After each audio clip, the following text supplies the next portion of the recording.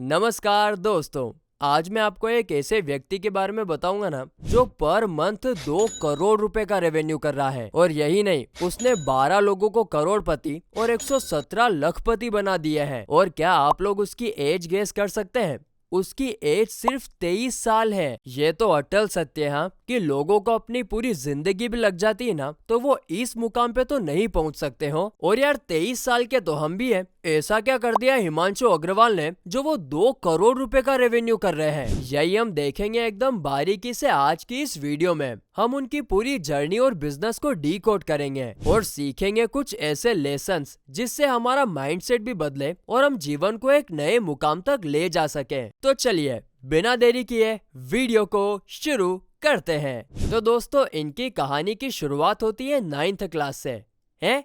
पैदा होते ही 9th class में आ गया क्या व्यक्ति? अरे नहीं, लेकिन हम स्टोरी को 9th क्लास से स्टार्ट कर रहे हैं। तो हिमांशु मिडिल क्लास फैमिली से बिलोंग करते हैं, लेकिन इसके बावजूद इनके पापा ने इनका एडमिशन लोन लेके एक प्रेस्टिजियस स्कूल में करवाया। अब क्योंकि रिच स्कूल था तो वहाँ बच्चे भी वैसे ही आते हैं पढ़ने के लिए, एकदम रिच क्लास। अभी दोस्तों, आप ना मनी के ऊपर कोई भी बुक पढ़ लो, उसमें ये वाला पॉइंट तो जरूर से मेंशन होता ही है कि आप जैसे लोगों के साथ अपना वक्त बिताते हो ना, वो बहुत बड़ा रोल प्ले करता है आपके अमीर या गरीब होने में। क्योंकि आप जैसे लोगों के साथ रहते हो, फिर आप चाहो या ना चाहो आप वैसे ही बन जाते हो। और इसीलिए हुआ कुछ यूं कि हिमांशु को अपने आसपास का एनवायरनमेंट बहुत अच्छा मिला। आसपास के लोग बहुत ज्यादा अच्छे मिले, एकदम रिच क्लास, और उससे उनके माइंड पर एकदम पॉजिटिव इम्पैक्ट पड़ा। फिर स्कूल में एडमिशन होने के बाद इन्होंने 9th क्लास से ही फोटोग्राफी का बिजनेस स्टार्ट कर दिया था। क्या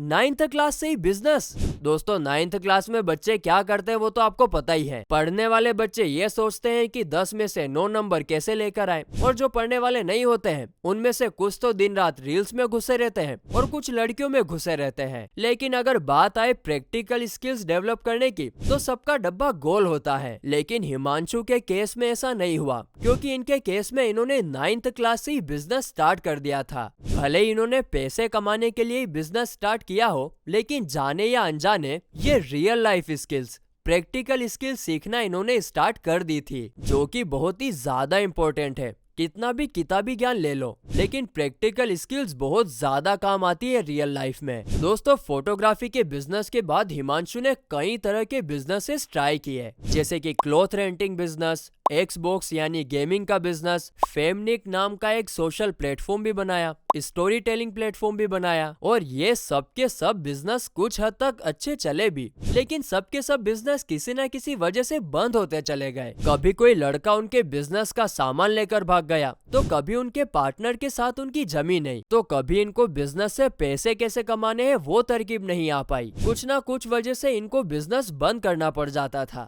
अभी दोस्तों, मैं आपको बहुत जरूरी बात बताने वाला हूँ, ध्यान और कान दोनों लगा के सुनना। दोस्तों, अर्ली लाइफ में यानी जब हम कम एज के होते हैं, तब अगर हम फेल हो जाते हैं ना, तो बहुत ज्यादा अच्छा होता है। क्योंकि आप सब लोग जानते हैं कि एक एज के बाद घर परिवार चलाने की जिम्मेदारी आ जाती है, और जब वो जिम्मेदारी आ जाती है तो फिर कुछ नया ट्राई करने में या फिर फेल होने के बाद वापस खड़ा होने में बहुत डर लगता है, आसान नहीं होता इतना। तो इसीलिए अगर हम अर्ली लाइफ में फेल हो जाएं या ज्यादा से ज्यादा चीजें ट्राई करें तो हमारे लिए बेहतर रहता है। अब इतने बिजनेसेस ट्राई करने के बाद इन्होंने कहा कि बस बहुत हो गया स्टार्टअप, साला ढंग से कुछ जुगाड़ ही नहीं बैठ रहा है, छोड़ो इसको, अब हम जॉब करेंगे और वहां पर कुछ कमाल करके दिखाएंगे। अब दोस्तों, आपके सामने ना मैं एक और पत्ता खोलता हूँ। हिमांशु अग्रवाल ना बीकॉम ड्रॉप आउट है, फिर भी देखो बंदे ने क्या कमाल कर दिया। वैसे दोस्तों, मैं अपने एक्सपीरियंस से बता रहा हूँ कि मान लो कि अगर आपको जॉब करनी है ना, तो डिग्री बहुत मैटर करती है। हाँ, खैर हिमांशु क्योंकि बीकॉम ड्रॉप आउट है, तो इनको कॉल सेंटर में जॉब मिल गई 12,000 पर मंथ की। दोस्तों, इनकी आवाज ना थोड़ी भारी है और इसीलिए वो थोड़ी ज्यादा अट्रैक्टिव लगती है, और इसी चीज से इनको कॉल सेंटर में जॉब मिलने में आसानी हुई। लेकिन थोड़े टाइम बाद काम करने के बाद इनको कॉलिंग का काम ना रिपीटेटिव लगने लगा। वही लीड आएगी, उनको कॉल करना है और सबको एक ही बात बार बार समझानी है। जबकि ये जब स्टार्टअप कर रहे थे ना, तो ये नई नई प्रॉब्लम सोल्व कर रहे थे, नए नए चैलेंज आ रहे थे उनके सामने, और इसीलिए ये कॉलिंग का काम इनको थोड़ा बोरिंग लगने लग गया। तो फिर हिमांशु ने सोचा कि यार कुछ तो चेंज करना चाहिए, तो फिर उन्होंने पहले फोन पे, फिर फ्लिपकार्ट और फिर अमेज़न पर काम किया। लेकिन फिर भी साला ये दुख काहे खत्म नहीं होता बे,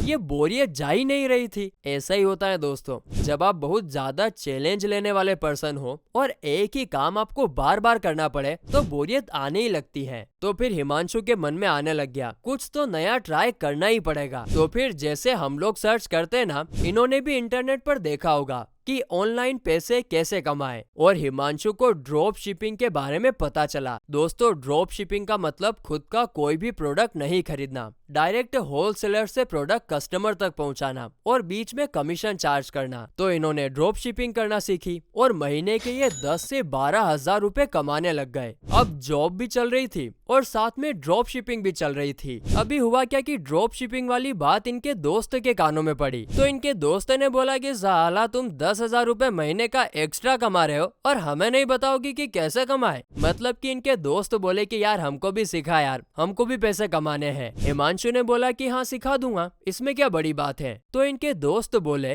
कि कितने रुपए चार्ज करोगे हमको सिखाने के। हिमांशु सोच में पड़ गए कि भैया इस चीज का भी पैसा चार्ज कर सकता हूँ। और यहीं से इनकी कहानी मोड़ लेती है, क्योंकि यहाँ पर इनको पता चलता है कि नॉलेज बेचकर भी पैसा कमाया जा सकता है। यही चीज तो आगे जाकर इनके लिए बहुत बड़ा बिजनेस क्रिएट करने वाली थी। तो हिमांशु ने बोला कि मैं तुम दोनों से 5-5 हजार रुपए चार्ज करूंगा और तुम दोनों को ये सिखा दूंगा। इनके दोनों दोस्तों ने कहा ठीक है। अब हिमांशु दिन में जॉब करते और रात में इनको ड्रॉप शिपिंग सिखाते। अब ये कारवा कुछ दिन इसी तरीके से चला और उनके पास और स्टूडेंट्स भी आने लगे। अब हिमांशु की कहानी में आगे क्या होता है कि उनको उनके दोस्त के थ्रू जितेश मनवानी के बारे में पता चलता है। जितेश मनवानी इंदौर के रहने वाले थे और वो एक बिजनेस करते थे, यही नॉलेज वाला बिजनेस। और इस बिजनेस में उन्होंने 3 घंटे में 6 लाख रुपए भी कमाए थे। हिमांशु ने सोचा कि यार मैं पूरा महीना मेहनत कर रहा हूँ और मेरे को मिल रहे खाली थोड़े से पैसे, और इस व्यक्ति ने 3 घंटे में 6 लाख रुपए तक कमा रखे हैं। ओए होए,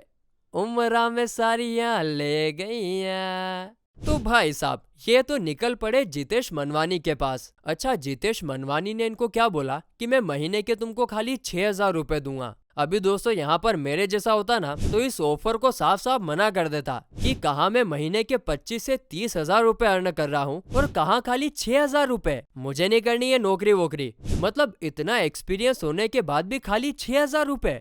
और दोस्तों यहीं पर तो हम फंस जाते हैं क्योंकि हम ध्यान ही नहीं देते। यहाँ पर इन्होंने पैसे से पहले लर्निंग को प्रायोरिटी दी कि ये व्यक्ति ना खाली 3 घंटे के 6 लाख रुपए बना चुका है। इस व्यक्ति से अगर मैंने सीख लिया ना तो मेरी लॉटरी लग जाएगी। चाहे अभी पैसे कम मिल रहे हो लेकिन बाद में क्या हो सकता है वो किसी को पता नहीं। फिर इन्होंने 10 महीने जितेश मनवानी के साथ काम किया और खूब सारी लर्निंग ली, स्पेशली सेल्स करना सीखी। अब दोस्तों इतनी सारी सेल्स करके, इतने सारे लोगों से बात करके ये सेलिंग करना सीख गए थे, अच्छे से कम्युनिकेट करना सीख गए थे। क्योंकि इन्होंने पहले 2 सॉफ्टवेयर बनाए थे तो ये सॉफ्टवेयर के बारे में भी बहुत कुछ सीख गए थे। इन्होंने इतने सारे बिजनेसेस ट्राई किए थे तो ये बिजनेस के बारे में भी बहुत कुछ सीख गए थे और ये दूसरों को सिखाने के बारे में भी सीख गए थे, क्योंकि उन्होंने ड्रॉप शिपिंग के बारे में दूसरों को सिखाया था। इतना ही नहीं, ये एडवर्टाइजमेंट चलाना भी सीख गए थे क्योंकि इन्होंने ड्रॉप शिपिंग करते वक्त एडवर्टाइजमेंट भी किया था।